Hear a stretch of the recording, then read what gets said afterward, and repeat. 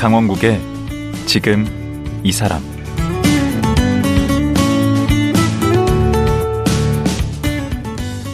안녕하세요. 강원국입니다. 지난 여름 큰 태풍으로 아파트 주차장과 반지하 주택이 잠기면서 인명사고가 있었습니다. 그리고 가을에는 이태원 참사가 일어났고요. 연말에는 과천 방음터널에서 화재가 발생하기도 했습니다. 또 연초에는 지진이 일어나기도 했습니다. 예기치 않은 재난과 안전사고가 수시로 일어나다 보니까 이젠 생존과 관련한 교육과 훈련도 받고 또 대처 요령을 익혀둬야겠다는 생각이 드는데요. 평범한 직장인이었다가 재난 안전에 대한 중요성을 깨닫고 도시 생존 전문가로 활동하는 분이 있습니다. 국내 1호 도시 생존 전문가 우승엽 씨. 지금 만나보겠습니다.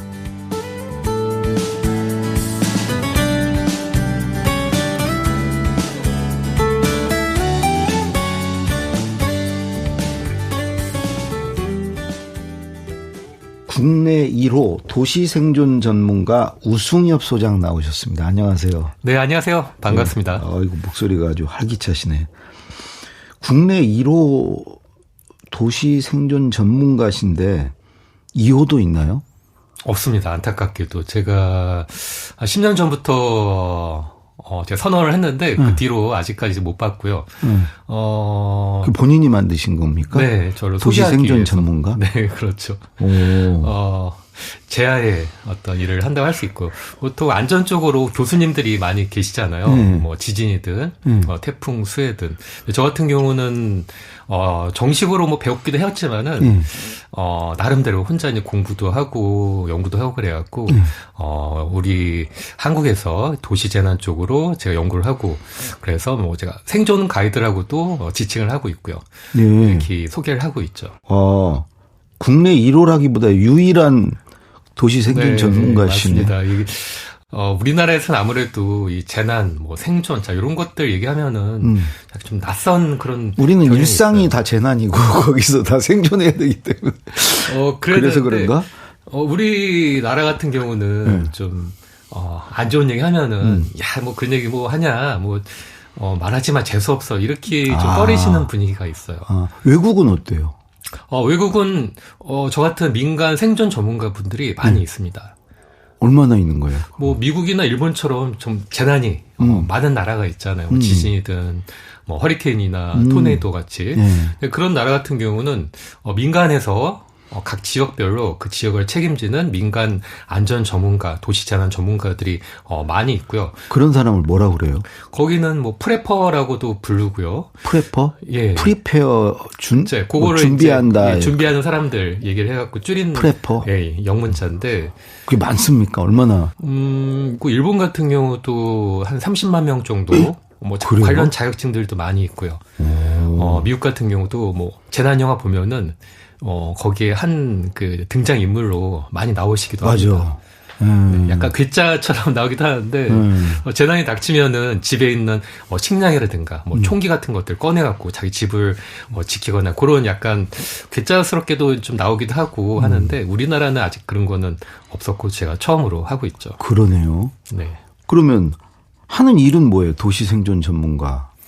역시 도시에서 큰 재난이 터졌을 때 시민들이 어떻게 해야 안전하고 대피하고 좀 그런 걸 뭐 이렇게 교육도 시키고 막 그렇죠. 이런 건가요? 교육도 하고 제가 알려드리기도 하고 이쪽 일을 하는 거죠. 그에 뭐 민방위 교육이라든가 그런 안전 체험 프로그램 같은 데 가고 이제 제가 강사로 활동을 하고 있고요. 저기 뭐 TV에 가끔 보면 뭐 사막 정글에서 뭐 살아남는 법 뭐 그런 건 많이 나오고 그러던데. 예. 지금 우리 우승엽 소장님은 이제 도시잖아요. 도시 생존법이잖아요. 도시는 좀 안전하잖아요. 상대적으로. 네. 우리가 재난, 뭐 생존, 이런 얘기 하면은 그 정글의 법칙 같은 것들 떠올리시거든요. 뭐 무인도라든가 사막에 가서 막 불 피우고 뭐 잡아먹고 생존하는 것들. 근데 우리가 그런 갈 일이 없겠죠. 그래서 그런 것들은, 사실 좀 재미로 보는 것들이고요. 실질적으로 우리가 도시에서 의외로 알게 모르게 부딪힐 수 있는 재난들이 많이 있습니다. 뭐 작년에 또 2022년에도 1월 달부터 12월 달까지 각가지 재난들이 많이 있었거든요. 뭐 사고라든가. 이태원 참사도 있었고. 네, 그거 많이 기억하실 텐데 또 12월에도 뭐 과천 터널 방음터널 참사도 있었고요, 화재도 있었고요. 과천 방음터널 화재. 네, 그리고 또 여름에는 많이 4분이나 죽으셨죠. 그렇죠. 또 여름에는 태풍과 침수로 반지하 방에서 맞아요. 이제 침수 사고도 있었고, 또 자기 아파트 지하 주차장으로 내려가셨다가 탈출을 못하고 물이 잠기니까. 맞아요, 그런 일이.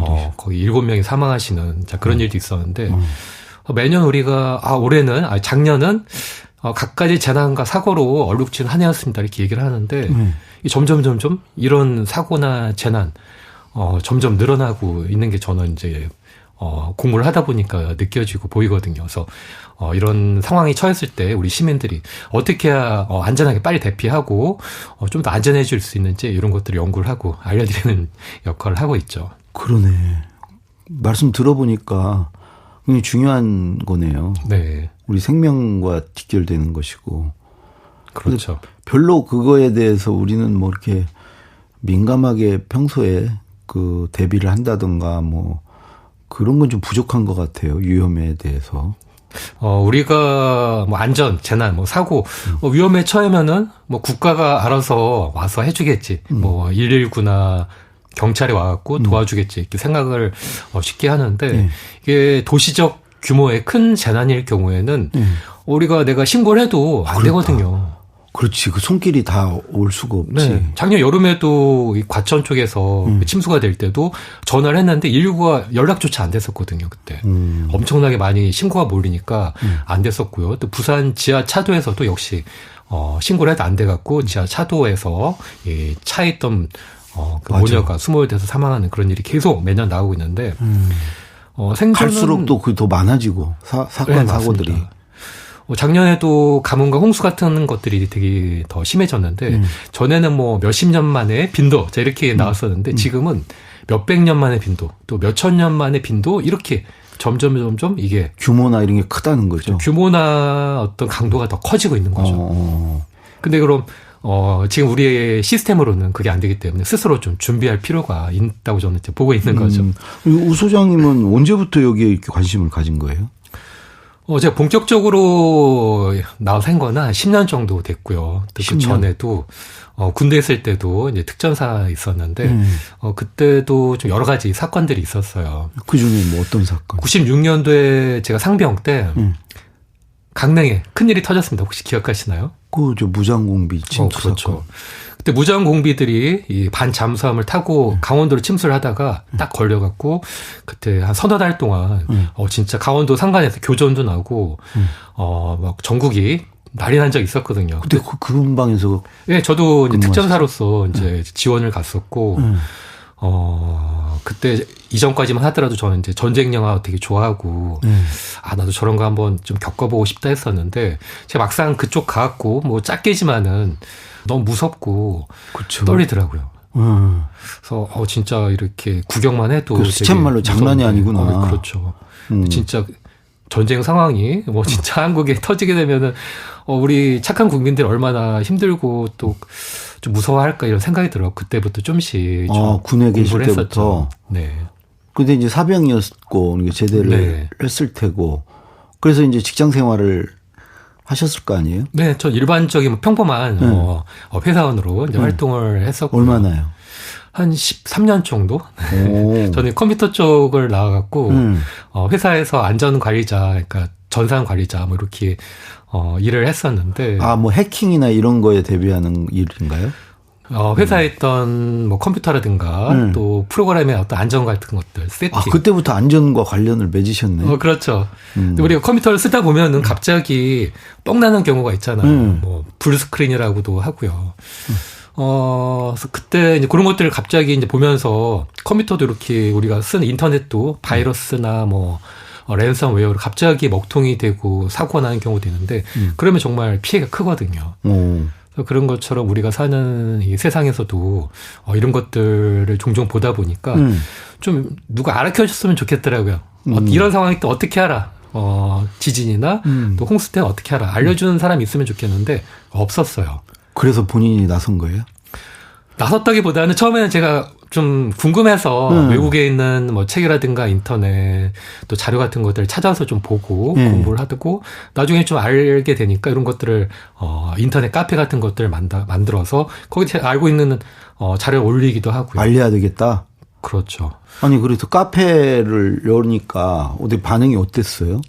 지금은 한 12년 정도 저희 카페가 됐고 그 12년 전에 카페를 연 거예요? 네, 그렇죠. 지금 한 3만 명 가까이 회원이 많이 늘으셨는데 역시 이제 우리나라의 유일한 재난 생존 카페가 됐고요. 역시 저처럼 좀 약간 안전에 대해서 좀 스스로 공부를 더 해보고 싶다, 알고 싶다 하시는 분들이 이제 많이 들어오셔갖고 좀 활기차게 친목도 하고 있고. 뭐. 그러다가 그러면 직장까지 그만두신 것은 네. 얼마나 하다가 한 10년 정도 됐고요. 그래서 제가 더 좀 해보고 싶다, 이쪽으로 해보고 싶다 생각이 들었는데 그 이유도 외국에는 네. 뭐 미국이나 일본에는 네, 저 같은 도시 쪽으로 재난안전 그런 생존 전문가들이 많이 활동하고 있다는 것들을 알고 우리나라에서도 앞으로 이런 재난이나 사고 점점 많아질 거기 때문에 이쪽으로도 어떤 직업적인 가능성이 있지 않을까 싶어서 그때 회사 나와갖고 좀 공부도 하고 더 하고요. 또 인터넷을 카페를 만들게 되면은 역시 관련된 분들이 많이 들어오셔갖고 자기 알고 있는 것들을 나눠주시거든요. 공유를 하니까. 그렇죠. 저도 거기서 많이 배우는 거죠. 카페 분들 중에는 뭐 의사라든가 또 간호사 분들 이런 분들도 많이 계셔갖고 뭐 자기가 알고 있는 그런 의료 정보들 올려주시는 분들도 있고요. 또 2016년에 뭐 경주라든가 포항에 큰 지진이 났을 때는 현지에 있는 분들이 지금 큰 지진이 났는데 아직 뉴스에는 보도가 안 됐다. 엄청 큰 지진인데 놀랐다. 이런 정보도 알려주시면은 우리가 빨리 상황도 전파하고요. 대비 어떻게 해야 될지, 또 후속으로 오는 다른 지진들, 뭘 대비를 해야 되는지, 이런 것들도 좀, 공유를 하고, 알려드리고, 그런 활동을, 매번 이제 재난이나 어떤 상황 같은 것들이 이제 생길 때, 뭐, 세월호 참사 같은 때도 역시 뭐, 마찬가지였었고요. 근데 우리 정부 사이트 이런 데 가보면, 네. 뭐, 행정안전부 이런 데 가보면 그런 거 다 있지 않나요? 있죠. 또 수십 년 됐죠. 근데 좀 아시는 분들한테는 좀 약간 비판을 받는 그 면이 많이 있어요. 어떤 면에서요? 혹시 부실해요, 아주? 그런 국민 그 정부의 그런 자료들을 대국민 어떤 매뉴얼 같은 것들 보신 적 있나요? 저 본 적은 없어요. 네. 동사무소에 가도 그 매뉴얼 책자 같은 것들이 있거든요. 아주 얇게 해갖고. 아마 말씀하신 것처럼 되게 신경을 못 쓰신 분들이 많이 있을 거예요. 그런 것처럼 봐도 그만, 안 봐도 그만.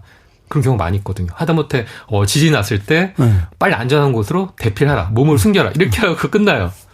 매뉴얼이? 예. 더 이상 자세하게 세부적인 설명이 되거나 혹은 건물 안에 있을 때 어떻게 해야 되는지 또 물이 끊겼을 때 어떻게 해야 되는지 이런 세부적인 정보가 있을 거잖아요. 근데 정부 매뉴얼에는 이제 그런 것들이 생략이 돼 있고 좀 부족한 것들이 많죠. 제가 그걸 아쉬워해서 공부를 한 건데 재난이나 지진 같은 것들이 많은 일본, 미국, 뉴질랜드 좀 그런 쪽에 있는 그 정부의 안전 매뉴얼 같은 것들을 보면 되게 상세하게 자세하게 돼 있고요. 그쪽은 이민자들이 많기 때문에 그 매뉴얼이 이 수십 개국의 각 나라 언어로 다 번역이 돼 있어요. 한글도 있고요. 그래서 저도 이제 그런 데 접속을 해갖고 한글 다운 받아갖고 매뉴얼들 보고서 공부하기도 하고요. 또 2016년 경주 지진 때도 일본 도쿄시의 방제 매뉴얼이라는 게 그때 많이 알려져갖고 우리도 많이 이제 소개가 됐었거든요. 여기 한 300페이지가 넘고 그림과 지진에 대비하는 거. 네, 그렇죠. 지진이든 뭐 홍수나 태풍이든 각종 자연재해요. 되게 자세하게, 되게 또 상세하게 돼 있었고 저도 이제 그런 것들을 보면서 많이 배우고 좀 실용적인 팁 같은 것들을 많이 제공해주는 타입가 있죠. 그래서 책까지 내시려고 했는데 어려움이 많으셨다고. 제가 그렇게 이제 자료를 공부하다 보니까 알고 싶은 것들을 좀 책을 통해서 딴 분들한테 좀 알려주고 싶어서 책을 만들게 됐었고, 좀 어려움이라면은 이제 책을 낼 초기에는 좀 힘들었었어요. 그게 언제쯤이에요? 2014년 정도, 13년 정도 됐었죠. 2013년이었었죠. 원고를 해갖고 많이 출판해 놓고 했는데, 역시 그때 반응이 우리나라에서는 재난 대비나 뭐 생존에 관련해서 책을 내면은 안 팔려요. 이렇게 많이 좀 꺼려하셨고 이제 제가 못 냈는데 그 뒤에 1년 정도 지나갔고 그 세월호 참사를 계기로 다시 안전에 대한 그런 관심이나 그 배움 같은 그런 높아지게 되면서 다시 그때 다행히 이제 책 같은 것들을 낼 수가 있게 됐었죠. 아, 그럼 그때 나온 책이 그때는 어떤 제목이 뭐였나요? 재난시대 생존법이라고 이것도 원래 원고가 한 1, 2년 전에 완성이 된 거였었는데 이제 빛을 못 보다가 세월호를 계기로 해서 이제 책으로 제가 낼 수가 있었던 거였었죠. 그래도 그 책 별로 많이 안 팔렸을 것 같은데. 왜 그러냐면 우리가 이렇게 재난하면 일단은 기분 나쁘고요. 그렇죠. 그리고 또 나에게 그 일어날까 그런 생각도 들고. 맞습니다. 네. 맞습니다. 그죠? 뭐, 생각보다 많이 안 팔렸어요. 제 생각보다는. 근데 뭐 한 10세 이상은 팔렸는데. 많이 팔렸네. 네. 근데 제 그런 수요가 있었구나. 그렇죠.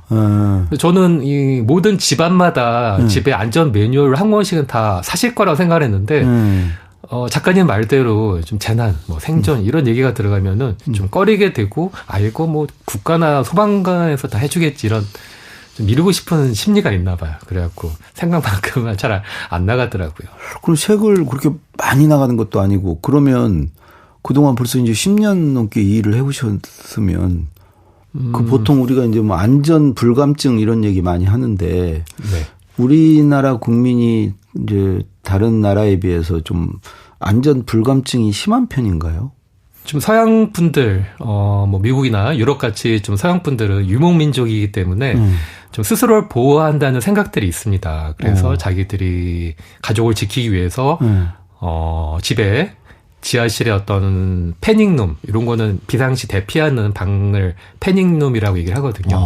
옛날에 조디 포스트의 그 패닉룸이라는 영화도 있었고요. 영화 있었죠. 네, 그런 것처럼 집안에 그런 패닉룸도 만들어 두고 또 비상 식량, 또 장비들 뭐 하다못해 총기까지도 다 준비합니다. 그래갖고 큰일이 터졌을 때 내 가족은 내가 지킨다 이런 생각 기본적 마인드가 있거든요. 미국 같은 경우 워낙 땅이 크기 때문에 공권력도 빨리빨리 못 오고요. 그렇죠. 또 허리케인이라든가 뭐 카트리나 태풍 피해 같은 그런 자연재해도 많고요. 그러니까 자기 스스로 어떤 준비를 해야겠다 이런 생각들이 기본적으로 있어요. 근데 우리나라 같은 경우 아직까지 그동안 큰 지진이라든가 어떤 자연재해 같은 것들이 좀 가끔 있었고 또 중앙 집권적인 국가 시스템이기 때문에 이런 것들을 터지면 일단은 뭐 정부나 소방에서 먼저 해주는 거지. 나는 그런 거 좀 신경 쓰기 싫다 이런 생각들이 마인드가 조금씩 있었던 것 같습니다. 그럼 둔감해질 수밖에 없잖아요. 그러면 그렇죠. 그러니까 둔감하기도 하고 또 약간 외면하는 그런 심리도 있는 것 같아요. 외면? 재수없다 이렇게 그런 일을 말을 꺼내면 재수없어 밤에 휘파람 불지 마 뱀 나와 이런 말이 있는 것처럼 아니 그러니까 막 그 민감하게 뭘 대비하고 뭐 이런 사람 보면 호들갑을 떠냐 맞아 유난 떤다 유난 떠냐 네. 그런 소리 많이 하잖아요. 네 맞습니다. 또 속담도 있죠. 뭐 하늘 무너질 걱정한다 뭐 이런 속담도 있는 것처럼 근데 재난이라는 게 언제 어디서 어떤 식으로 터질지 모르는 거거든요. 그렇죠. 우리가 운전하다가 갑자기 이 터널 안에서 차가 막히고 화재가 나고 그런 일 생길 수도 있는 과천에서 거고. 그렇죠. 아니면 엊그제처럼 가족들이랑 새해 맞이 해외 도지를 보러 강릉에 이제 딱 갔는데 갑자기 폭설이 막 내려갔고 차가 폭설에 고립이 됐어요. 60cm가 쌓이니까. 그래서 이틀 동안 고립이 됐다. 그러면 어떡할 거냐. 또 저 같은 경우는 차 트렁크나 뒷자리에다가 생존 배낭이나 뭐 물, 또 먹을 것들, 또 패딩 같은 것들을 좀 잘 챙겨서 갖고 다니세요. 일상에서의 대처법이다. 이렇게 알려드리고 있거든요. 그래서 이렇게 준비를 하다 보게 그렇게 하고 다니세요? 그렇게 하고 있고요. 저는 그게 되게 재미있고 또 취미처럼 하냐 어떤 미션처럼 생각을 하는 거죠. 그 친구들이 보면 좀 비웃지 않아요? 유난 떤다고? 전에는 그런 얘기도 많이 있었습니다. 그래서 저도 이제 조용히 얘기 안 하고 이제 했었는데 지금 한 10년 사이에 우리나라 분위기도 많이 바뀌었어요. 세월호 그래요? 참사라든가 경주 지진, 또 지금 코로나 전염병, 또 올해 우크라이나 전쟁 같은 것들을 많이 뉴스를 되게 심각하게 이제 보도가 되다 보니까 지금은 생존 배낭 같은 경우도 제가 사실 우리나라에 처음 소개를 했을 때는 한 10년 전이었었는데 네. 그때 뭐 방송이나 뉴스, 신문에 그런 것들을 제 기사가 보도가 되면은 악플들이 되게 많이 달렸었어요. 그러니까 방송이나 신문에 나가서 이렇게 소장님이 뭔 얘기를 하면 네. 그것에 대해서 재난 대비에 조금씩 준비하자, 아니면 생존 배낭 같은 것들을 준비를 하자. 그랬더니 뭐 어떤데 악플이 달려. 악플들이 되게 많이 있었어요. 뭐 쓸데없는 짓 한다. 아까 얘기하셨던 것처럼 뭐 별별인데 신경 쓰네. 뭐 돈이나 벌지, 이렇게 악플들이 많이 있더라고요. 한가한 소리 하고 그렇죠. 있다고. 근데 한 5년 전부터는 그런 분위기들이 많이 바뀌어갖고 지금은 뭐 생존 배낭 같은 것들 뭐 있으면 좋겠지, 나도 어떻게 좀 해봐야겠지, 이런 생각으로 많이 바뀌셔갖고 저도 약간 분위기가 좀 바뀌었다, 이렇게 체감을 하게 되더라고요. 우리 그 민방위 훈련 지금 하고 있지 않나요? 네. 민방공 훈련인가요? 민방위 훈련인가요? 네, 민방위 훈련, 뭐 예비군 훈련부터 민방위 훈련까지 다 하고 있는데. 그게 재난 대응 훈련도 겸해서 하는 거 아닌가? 그렇죠. 저도 민방위 이제 강사이기도 하고요. 일반 남자 같은 경우는 만 40세까지 이제 민방위 훈련에 참여를 하게 되는데, 남자들은 그래도 그런 훈련들, 군대 통해서 많은 어떤 안전이라든가 그 관련된 훈련들을 하고, 또 40세까지도 예비군, 민방위 이런 훈련을 하게 되는데, 문제는 여자분들은 그런 안전이나 어떤 그쪽으로 교육이나 훈련이 거의 없었고, 여성분들은 진짜 재난이나 큰일이 터졌을 때 피해가 더 커요. 한 30% 이상은 더 큽니다. 피해가. 원래 재난이 있으면 여성과 어린아이들이 제일 피해를 보죠. 그렇죠. 일반적으로. 네, 맞습니다. 거기다 이제 그런 훈련도 안 돼 있으니. 그렇죠. 2003년 대구 지하철 화재 참사 때도 맞아요. 그때 유명한 사진이 있죠. 이 기차 안으로, 전철 안으로 연기가 막 들어오고 이미 찼는데 아무도 나가자는 소리 사람들이 않고. 가만히 있고 좀 눈치 보는 그런 상황에 찍히는 게 유명하거든요. 맞아. 우리는 그 좀 눈치를 봐요. 괜히 뻘쭘하잖아. 내가 막 소리 지르면서. 그렇죠. 그러면 다른 사람들이 안 움직이면 뻘쭘하잖아요. 그렇죠. 왜 내가 먼저 움직이면은 사람들이 유난스럽다고 할까? 약간 좀 신경도 쓰고요. 그런 게 있는데 그때도 피해 때도 여자분이 한 66%, 사망자 66%가 여자였었고요. 남자는 그래요? 30% 정도였는데, 이게 6대3 비율이 다른 재난에서도 계속 이어져요. 훈련이 안 될 수도 있고 좀 힘이 약해서 그럴 수도 있지 네, 않나요? 다 그렇죠. 훈련도 안 돼 있고요. 힘도 약하고 체력도 떨어지고요. 또 안전에 관한 어떤 이제 빨리 움직일 수 있는 그런 마인드도 좀 떨어지는 면도 있어요. 조금씩. 군대 갔다 온 남성들은 좀 그렇죠. 그런 게 좀 기민하게 반응하는데. 네. 그러면 평소에 우리가 그 민방위 훈련 이런 게 이제 실효가 별로 없으면, 효과가 없으면 그런 일종의 생존 훈련, 생존 연습 같은 걸 해야 된다는 얘기신가요? 네, 그렇죠.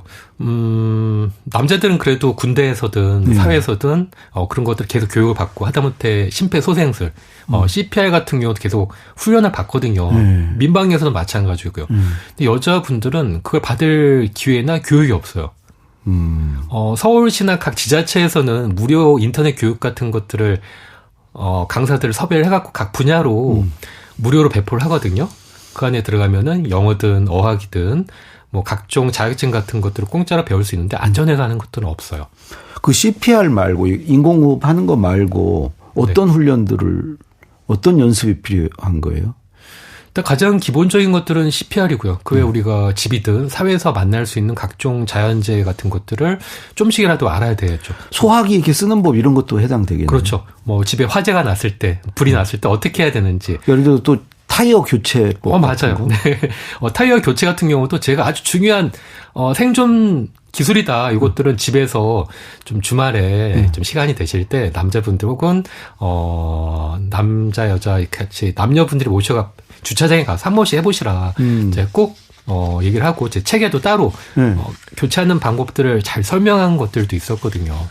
지금 우리가 폭설이 오거나 뭐 큰일이 저기 차가 문제 생겼을 때 보험사에 전화하면 바로 와갖고 해주잖아요. 그렇죠. 근데 그게 도시적 규모의 재난이다. 또 폭설이다. 그러면은 전화해도 못 온다는 거죠. 그때 내가 직접 타이어를 교체하든 펑크를 수리하든 저런 것도 되겠다. 그 해야죠. 방전됐을 때. 맞습니다. 충전하는 거 자동차. 그렇죠. 그런 것들도 이제 할 줄 알아야 되기 때문에 차에다가 그 점프선이라고 하죠. 굵은 전기줄. 그런 것들도 좀 넣고 다니시고요.